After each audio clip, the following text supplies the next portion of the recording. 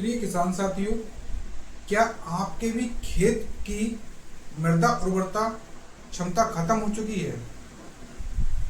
क्योंकि जब आप फसल का बीज बोते हैं, महंगी महंगी खादें डालते हैं और महंगे महंगे पेस्टिसाइड यूज करते हैं, लेकिन उसके बावजूद खेत से जो उत्पादन मिलना चाहिए आपको, वो नहीं मिल पाता है। तो आज हम जानेंगे कि अपनी खेत की मृदा उर्वरता को फिर से कैसे बढ़ाएं और कम लागत में अपना उत्पादन अधिकतम कैसे ले सकते हैं। नमस्कार किसान साथियों, जैसा कि आप जानते हैं कि मैं कृषि विभाग में कार्यरत हूं और समय समय पर इस चैनल के माध्यम से आप लोगों को बताने का प्रयास करता हूं।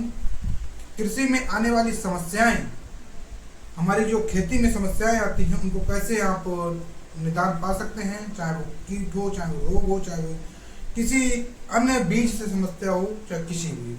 और साथ ही जो कृषि योजनाएं चलाई जाती हैं, उनके बारे में इस माध्यम से बताने का प्रयास करता हूं कि आप लोग कैसे हमारे यहाँ से लाभ ले सकते हैं। किसान साथियों, जैसा कि मेरा विषय है कि आज मृदा उर्वरता को कैसे आप बढ़ा सकते हैं और अपना उत्पादन अधिक से अधिक कैसे ले सकते हैं। किसान साथियों, जैसा कि आप जानते हैं, लगातार हम रासायनिक खादों का प्रयोग करते जा रहे हैं और मृदा का उत्पादन जो है हमारा घटता चला जा रहा है।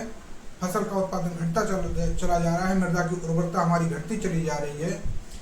किसान साथियों, इसका मुख्य कारण है कि जो हम रासायनिक खादें दे रहे हैं, वो कहीं ना कहीं हद तक हमारे जो मृदा है उसमें पड़ी हैं, अनसेचुरेट अवस्था में पड़ी हैं, जो हमारा पौधा, जो हमारी फसल उपलब्ध नहीं कर पाता है, ग्रहण नहीं कर पाता है उसको, और जो हम देते हैं उसका मात्र और मात्र 10%, कोई भी न्यूट्रिएंट जो हम देते हैं अधिकतम 10% ही हमारा पौधा ग्रहण कर पाता है।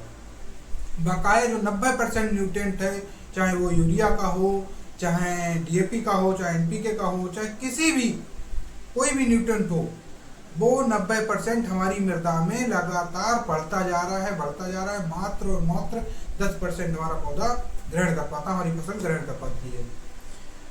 अब इस जो 90% भाग न्यूट्रिएंट का मृदा में पड़ा है या वायुमंडल में चला गया है उड़ करके, तो उसे कैसे करके हम फिर से अपने पौधों को दें।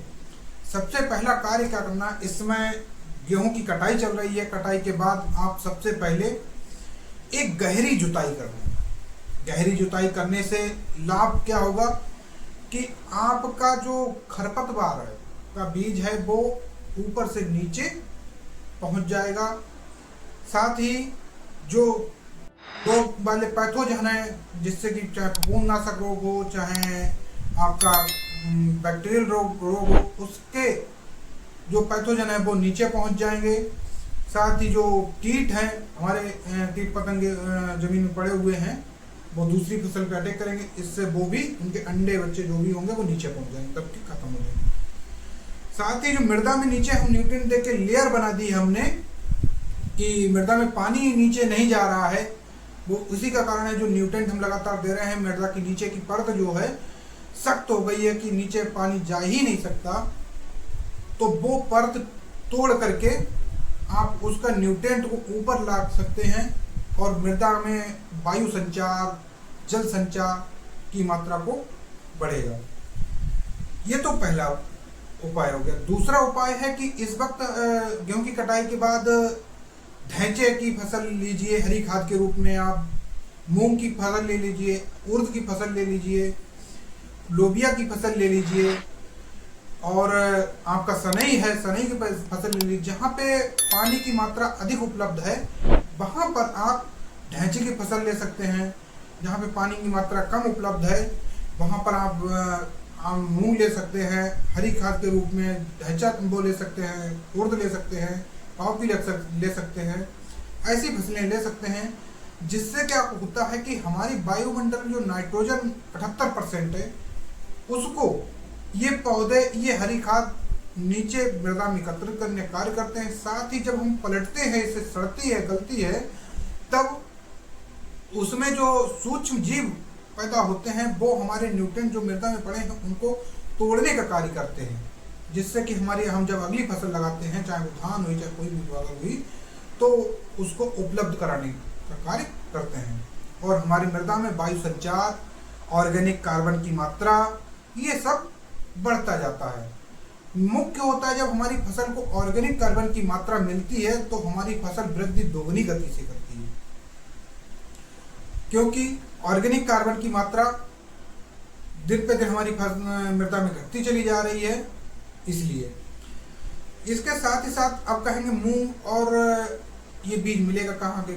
कृषि विभाग उत्तर प्रदेश में सभी जिलों में ब्लॉक स्तर पे कृषि रक्षा इकाई बनी है, कृषि राजकीय बीज भंडार बने हैं। वहां पर आप 75% तक की छूट पर ये बीज पा सकते हैं, 100% तक की छूट पर बीज पा सकते हैं, चाहे जैसे मिनी किट हुआ, और सामान्य में आप 50% छूट पा सकते हैं।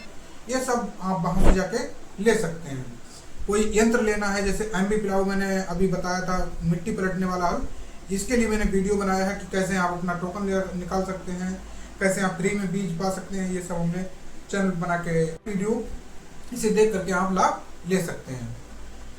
तो इसी के साथ साथ मैं ये बताने का प्रयास करूंगा कि एक जिप्सम खाद आती है हमारे कृषि विभाग में, उससे भी उसमें कैल्शियम और सल्फर और माइक्रोन्यूट्रिएंट की मात्रा होती है, जिसे आप खेत में डाल करके अपने पौधों को न्यूट्रिएंट की मात्रा पूरी कर सकते हैं। और मात्र 50% छूट पर ये सारी चीज़ें मिलती हैं आपको। तो आप आइए कृषि विभाग में, किसी भी ब्लॉक से जहाँ से भी हों, पहले तो आप ये कमेंट करके हमें बताइए कि आप किस जिले से हैं और वहाँ पर कृषि विभाग में क्या क्या उपलब्ध है। यदि आपको उपलब्ध नहीं होता है तो आप एक बार हमें कांटेक्ट करिए, मैसेज करिए, तो मैं प्रयत्न करूँगा कि आप 75 के 75 जनपदों में कि आप जो है वहाँ से लाभ ले सकें। कमेंट करके जरूर बताइएगा किस जिले से हैं। मिलते हैं अगली वीडियो में, तब तक के लिए जय हिंद, जय भारत, जय जवान, जय किसान।